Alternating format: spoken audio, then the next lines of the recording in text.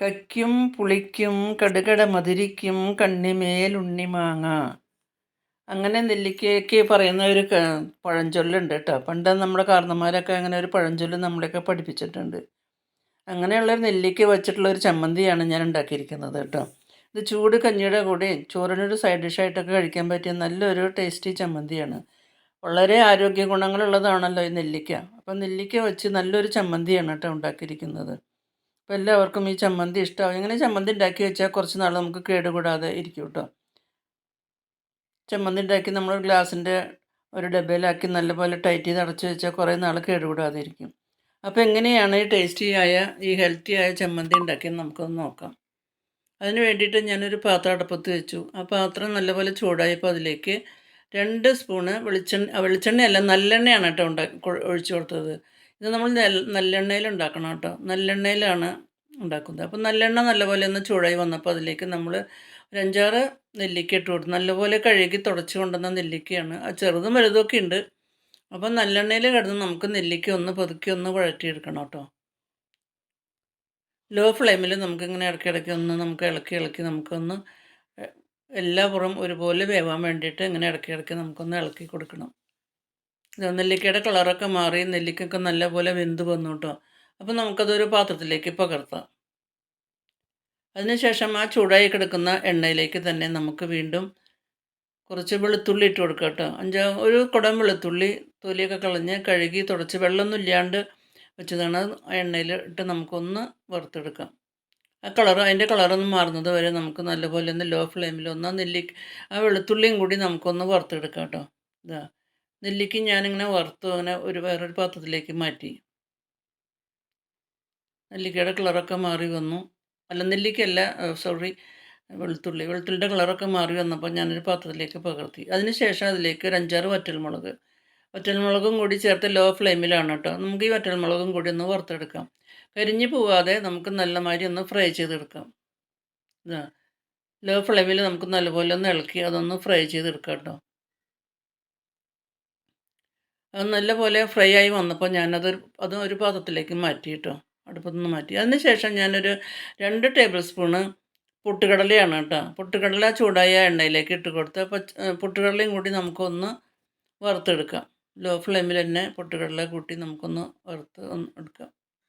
അതിനും നമുക്ക് നല്ലപോലെ ഒന്ന് ഇളക്കിക്കൊണ്ടിരിക്കാം ലോ ഫ്ലെയിമിൽ. ഈ പൊട്ടുകടലയും കൂടി ചേർക്കുമ്പോൾ നല്ലൊരു ടേസ്റ്റ് തന്നെയാണ് കേട്ടോ.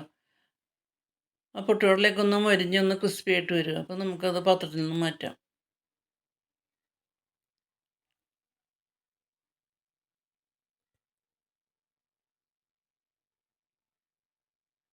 പൊട്ടുകടലയൊക്കെ നല്ലപോലെ മൊരിഞ്ഞ് വന്നു. അപ്പോൾ ഞാനത് പാത്രത്തിൽ നിന്ന് മാറ്റി കേട്ടോ. അതിനുശേഷം നമ്മൾ നെല്ലിക്ക വറുത്ത് വെച്ചിട്ടുണ്ടായല്ലോ, ആ നെല്ലിക്ക വറുത്ത് വെച്ച നെല്ലിക്ക ചൂടാറി. അത് നമുക്കൊന്ന് അതിൻ്റെ ഓരോരോ ഇതളുകളായിട്ട് നമുക്കൊന്ന് അടർത്തിയെടുക്കാം. ആ ചൂടാറിയതിന് ശേഷം നമുക്ക് കൈകൊണ്ട് തന്നെ അങ്ങനെ അടർത്തിയെടുക്കാം കേട്ടോ. അപ്പോൾ ഓരോരോ ഇതളുകളായിട്ട് ഞാൻ വറുത്ത് വെച്ച നെല്ലിക്കയെല്ലാം ഞാനിങ്ങനെ അടർത്തിയെടുത്തു. ഈ അടർത്തിയെടുത്ത നെല്ലിക്ക വീണ്ടും നമുക്ക് ചൂടായ എണ്ണയിൽ നമുക്ക് വീണ്ടും ഒന്നും കൂടി ഒന്ന് ഫ്രൈ ചെയ്തെടുക്കാം. അപ്പോൾ അതിലെ വെള്ളമയമൊക്കെ ഉണ്ടെങ്കിൽ അതൊക്കെ വറ്റിച്ചിട്ട് അതിൻ്റെ ഉള്ളൊക്കെ ഒന്ന് വെന്തിട്ടില്ല. ഉള്ളൊക്കെ നമുക്കൊന്ന് വറുത്തൊന്ന് ഫ്രൈ ചെയ്തെടുക്കാം. അത് നല്ലെണ്ണ ചൂടായ നല്ലെണ്ണയിലാണ് അത് വീണ്ടും വറുത്തെടുക്കുന്നത്. അടി പിടിക്കാണ്ട് നമുക്ക് നല്ലപോലെ ഒന്ന് ഇളക്കി കൊടുക്കാം കേട്ടോ. അതിന് കളറൊക്കെ മാറാൻ തുടങ്ങിയിട്ടുണ്ട്. നെല്ലിക്കൊക്കെ ഒരുവിധം നല്ലപോലെ വേവാൻ തുടങ്ങിയിട്ടുണ്ട്. ഉള്ളൊക്കെ നല്ലപോലെ വെന്ത് അതിൻ്റെ വെള്ളം വറ്റുന്നത് വരെ നമുക്കൊന്ന് വേവിച്ചെടുക്കാം.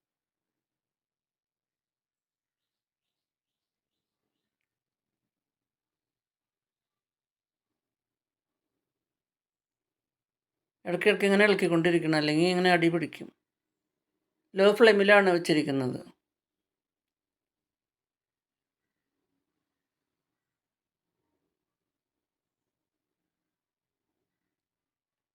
നെല്ലിക്കൊക്കെ ഇങ്ങനെ പാകമായി കേട്ടോ. അപ്പം നമുക്കത് ഒരു പാത്രത്തിലേക്ക് പകർത്താം. നല്ലപോലെ ഫ്രൈ ആയി വന്നു, അതിൻ്റെ വെള്ളമൊക്കെ വറ്റി. ഇനി നമുക്ക് അതൊരു പാത്രത്തിൽ നിന്ന് നമുക്ക് മാറ്റാം. അതൊരു പാത്രത്തിലേക്ക് മാറ്റിയിട്ട് അതിന് ശേഷം അതിലേക്ക് ആവശ്യത്തിന് ഉപ്പും കൂടി ചേർത്ത് എല്ലാം നമുക്ക് ഒന്ന് അരച്ചെടുക്കാം. എല്ലാം ഞാനൊരു പാത്രത്തിലേക്ക് പകർത്തി വെച്ചു കേട്ടോ. ഇനി ഇതെല്ലാം കൂടി നമുക്ക് ഒരു മിക്സിയുടെ ജാറിലിട്ട് അരച്ച് കൊണ്ടുവരാം.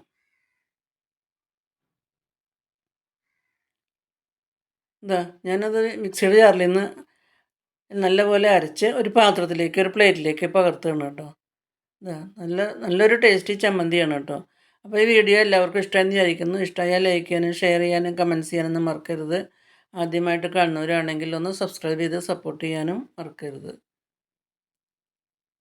പുതിയൊരു വീഡിയോ ആയിട്ട് നമുക്ക് വീണ്ടും കാണാം.